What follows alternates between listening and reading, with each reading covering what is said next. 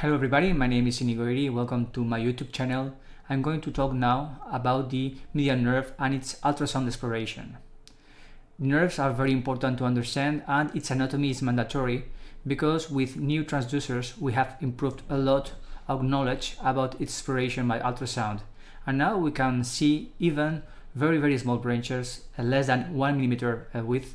So we need to understand all the anatomy of all the exhaustive anatomy of these nerves. And we are going to start with the median nerve. The median nerve burns in the brachial plexus and it has a participation of all the roots from C5 to T1. The lateral and medial trunks join and form the median nerve. The median nerve will be located with a close relationship with the axillary artery, and at the axilla we can find the nerve superficial and below above this artery. In the arm it goes medial always with the artery, but now the axillary artery is called brachial artery. Its location is between the biceps brachii and the brachial muscle, and it comes along all the medial side of the arm till it reaches the elbow.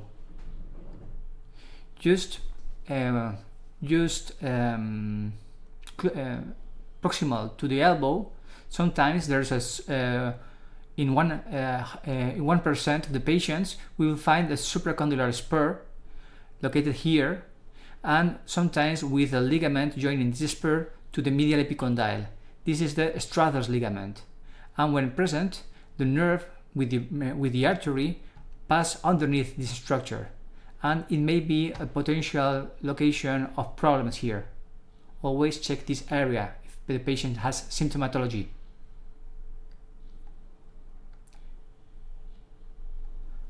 Okay, and now we are going to see with ultrasound all these structures. First of all, when I check the nerves of the upper limb, I always start with the same point because it's very easy to locate this point in all the patients, and I recommend you to know this plane in the upper limb. It's very important for me, and this plane without doubts is this one at the joint of the elbow. So I recommend you to place the probe in the anterior side of the elbow, and here you can see this image. And we can notice the distal humerus here with the lateral epicondyle with this round shape and the medial epicondyle with this V shape. Okay? There are three muscles here we need to locate. First one is this triangular shaped muscle, which is the brachialis muscle. Maybe you think this is the biceps, but here the biceps, we are too distal. The muscle is here, and this is a tendon of the biceps here. There's no biceps muscle here, only brachii. Okay, in the medial side, there's the Pronator Teres here. And between the brachial muscle and the Pronator Teres, we will notice this hyperechoic area, which is this fascial plane between the Pronator Teres and brachial muscle. And inside, we will find the median nerve, always. Okay, very close to the brachial artery here. This is a normal variant with two arteries, but usually we will only find one. Okay, this is the medial side, and in the lateral side between the brachial and this muscle, which is the brachioradialis muscle, there's another hyperechoic plane, fascial plane, and inside you will find the radial nerve. The radial nerve, if we are properly located, is beginning to divide into several branches here, usually 2 or 3. There are always 2, the superficial and the deep branch, and this is a third one, which is the branch to the brachioradialis muscle. If we have this image and we go proximal, we will notice the 3 branches joining in one nerve, the radial nerve. Okay, perfect. This is the biceps tendon, the biceps brachii tendon, and that's all I want to show you in this image here. Very important. Once we have located in this image the median nerve, we are going to follow following it proximal. Okay, let's go and see what it happens. If we are assessing the nerves of the upper limb, I usually recommend to place the patient seated in front of you and ask the patient to bend to the lateral side and to explore the median nerve. If it's very important to check the axilla, then we need to ask the patient to lie supine and with abduction of the arm. But this position is not very comfortable to explore the wrist or the forearm. So if the elbow, forearm, and wrist and hand are the most important areas, I usually ask the patient to be seated in front of me. Once we have located the first position here, then we are going to go proximal, and we will notice here the biceps, the brachial muscle. This is the biceps. You can see it's this intramuscular tendon here, and this is the brachialis muscle. This is the brachial artery, and this is the median nerve located here. Now, if we go proximal, then the brachialis muscle will disappear, and the triceps muscle will appear.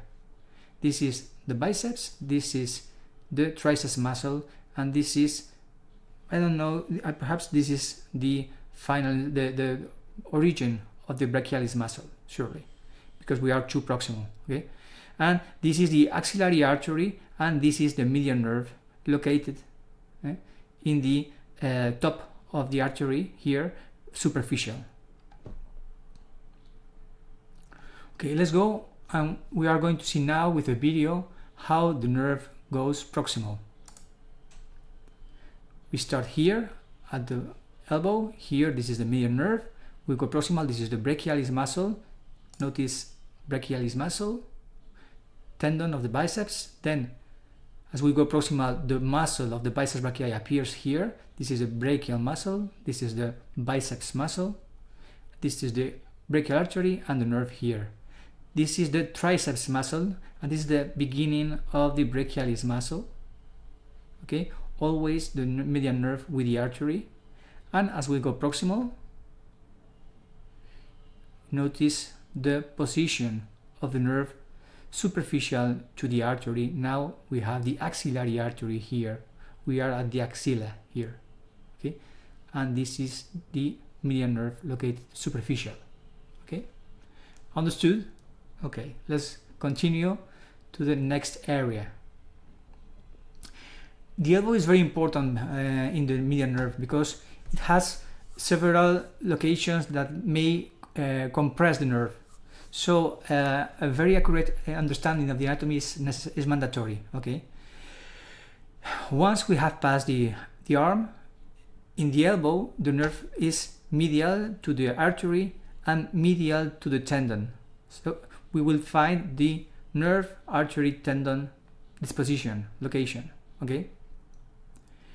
Then the nerve goes into the cubital fossa and passes beneath this structure here. This is the bicipital aponeurotic expansion of the biceps brachii, okay, or also called lacertus fibrosus. And this is maybe another potential compressing location of the nerve. Okay, let's take a look in the axial plane. This is the biceps tendon, this is the brachialis muscle, this is the Pronator Teres muscle, and this is the lacertus fibrosus. Here the brachial artery, and here the median nerve. If we have a look with ultrasound at this area, is the same plane we have just checked, again with the brachial artery, with this variant of two arteries, biceps tendon, brachialis muscle, Pronator Teres, median nerve, and this thin structure superficial to all these vessels and nerves is the lacertus fibrosus, which reaches the antebrachialis fascia here. So always check this area. Okay. Now another important structure, the Pronator Teres. The Pronator Teres has two heads, a superficial and a deep one. The superficial burns in the medial epicondyle and the deep one burns in the cubitus. And the medial nerve has a bad idea to go through these two heads. So this is another potential location of injuries, of compression of the nerve between the two heads of the Pronator Teres. If we locate the nerve at the elbow and go distal, we will notice the Pronator Teres muscle, its superficial head, and below the deep head, usually small and sometimes very difficult to see. Sometimes we even cannot see this area. And very curious, the artery goes beneath this deep muscle, this deep head, and the nerve above. So the deep head passes between the artery and the nerve, medial nerve, brachial artery. Okay? This helps us to distinguish this deep muscle. Let's go with a video. We start at the elbow, at the tendon, nerve, artery, tendon, nerve, artery, tendon, okay? And we are going to follow the medial nerve distally. Pronator Teres, and between the artery and the nerve, here we can see the deep head of the Pronator Teres here. Always check this area. Okay, let's continue. Once we have passed the Pronator Teres, then the flexor digitorum superficialis is the next target. This muscle has also two origins, in the medial epicondyle and in the radius. And between these two origins, there's a fibrous structure called the sublimis bridge. And again, the nerve can have may have problems at this level. The nerve goes deep to the flexor digitorum superficialis and superficial to the flexor digitorum profundus. Between these two muscles, between these two layers, okay? You can see here the flexor digitorum superficialis and the flexor digitorum profundus, and this is the median nerve. If we follow this plane between these two flexor digitorum superficialis and profundus, and we go cubital, we go medial, we will notice there's another nerve here with an artery. This is the cubital nerve. We will check it in another video, but just I want to show you that the cubital nerve is in the same plane at this level that the median nerve, between the flexor superficialis and flexor profundus. As you can see here in this image, if we follow the median nerve, a branch arises here. This branch goes deep between the flexor digitorum profundus and the flexor pollicis longus here. Okay, this is the anterior interosseous nerve, and this nerve goes deep and reaches the interosseous membrane here, and usually it's accompanied with an artery, the anterior interosseous artery. This is very thin branch of the nerve, and sometimes it's difficult to see, but we must seek this artery, and close to this artery we will find the nerve. This nerve innervates the flexor superficialis, the flexor pollicis longus, the Pronator Teres, and the lateral half of the flexor profundus, usually the component of the second and third fingers here. Okay, and as we go distal, it will innervate the Pronator quadratus here. Usually remember that the median nerve is pronator and flexor. Okay, this is a simple rule to remember the muscles innervated by this tendon. Okay, and as we go distal, then we notice that the nerve goes superficial and will be even very close to the skin, between the palmaris longus tendon and the flexor carpus radialis tendon here. Just at the wrist is very, very superficial, so it's very dangerous to have an injury here because the nerve is very close to the skin. Okay, now we are going to check all these structures with the ultrasound, and we begin at the forearm, and between this flexor digitorum superficialis and flexor digitorum profundus, here we can find the median nerve. This is the flexor pollicis longus, and if we follow this plane between the superficialis and the profundus flexor digitorum muscles, we'll find an artery with a nerve. This is the cubital nerve and the cubital artery. Okay, perfect. And we can notice another artery here, very, very close, stuck to the interosseous membrane here, and this is the anterior interosseous artery, and the anterior interosseous nerve is here. It has already detached from the median nerve, has passed through these two muscles, and has arrived here to the interosseous membrane. This walk through these two muscles of the anterior interosseous nerve is very difficult to see because it's a very small nerve. This is deep, so it's very difficult to see. But here we can see usually the anterior interosseous artery. Okay. And finally, at the wrist, you can see here the pronator quadratus muscle. Okay, this is the palmaris longus tendon. This is the flexor carpus radialis tendon, and between these two tendons, the nerve very close to the skin at this level. And a video. We start here. This is the median nerve. This is the flexor digitorum superficialis. This is the flexor digitorum profundus. And you can see here the anterior interosseous nerve, which is searching the anterior interosseous membrane here.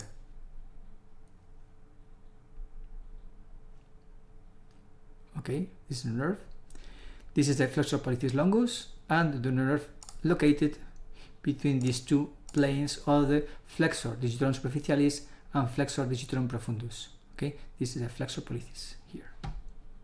And if we follow this plane laterally, we are just going to see now here, between the flexor superficialis and flexor profundus, we will reach the cubital artery with the cubital nerve here. Okay, as we go distal, the nerve becomes superficial. This is the pronator quadratus, and is below the palmaris longus and the flexor carpus radialis here. Very, very subcutaneous here. And then it again becomes deep because here he will reach the tunnel, the carpal tunnel, sorry, as we are going to see just right now. Okay, carpal tunnel, very, very important. Which are the boundaries of the carpal tunnel and which are the structures we must know to explore the carpal tunnel? First of all, the tunnel entrance. Lateral boundaries are the distal pole of the scaphoid sorry, and the pisiform bone. This is the beginning of the carpal tunnel here. And the roof is the transverse carpal ligament. Okay, very, very important. And the tunnel exit is formed by the amate hook, amet, I don't know the name in English, amate hook, okay, and the trapezium tubercle here. This is the end of the carpal tunnel. As you can see, it's narrower than the beginning of the tunnel, and here always notice that the nerve is in the superficial into these tunnels here, okay, and here. And the content of the tunnel are all the flexor tendons, the flexor pollicis longus, but the flexor carpus radialis is outside the tunnel. Okay. And with ultrasound, we must place the probe properly. So I recommend you to palpate the scaphoid distal pole here with your fingers and the pisiform bone here, and then put the probe over these two bones, and then you will have a good location of the beginning of the carpal tunnel with this image.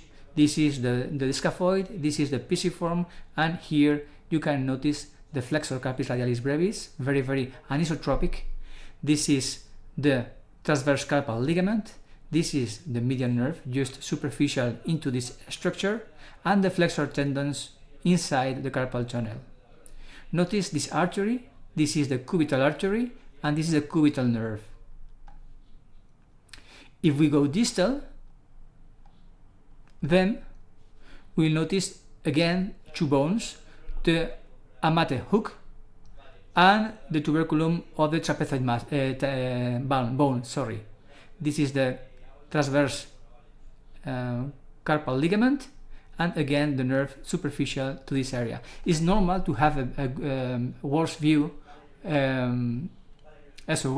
of these structures because distal tunnel is more difficult to see, and you need to adjust your probe settings and ask for 7 or 10 MHz frequency, and usually go with more gain to have a good view of these areas. Okay, important. And there are two branches we need to know, two small branches, and now we need a good image, a good ultrasound machine with proper transducers. Here I'm using a 22 MHz stick probe, which a very good quality of image. You can notice here the median nerve with its fascicles, and this small branch here is the palmar cutaneous branch, and it arises from the nerve proximal to the carpal tunnel. So this branch will not be affected in carpal tunnel syndrome. So the sensibility of the tenor eminence will be preserved. Okay, usually this branch goes below the flexor carpis radialis tendon, because usually this branch it has a medial orientation. Sometimes it may be cubital, and maybe we will have problems in surgery if we don't know this thing before surgery. So it's very important to check for this small branch. Here you can notice this small branch here, searching the flexor carpis radialis tendon. Now this branch goes through the antebrachial fascia, just now here, and passes through this fascia and goes in the fat below the skin. Okay, so this is the palmar cutaneal branch. And there's another branch very important to know, which is the recurrent branch of the opponent muscles of the nerve. This is the recurrent branch. Okay, and this branch appears in bones just distal to the carpal tunnel here, and as you can notice goes with this orientation, with this direction, with this proximal direction. So to see this branch we must follow the nerve past the carpal tunnel. Now you can see here, okay,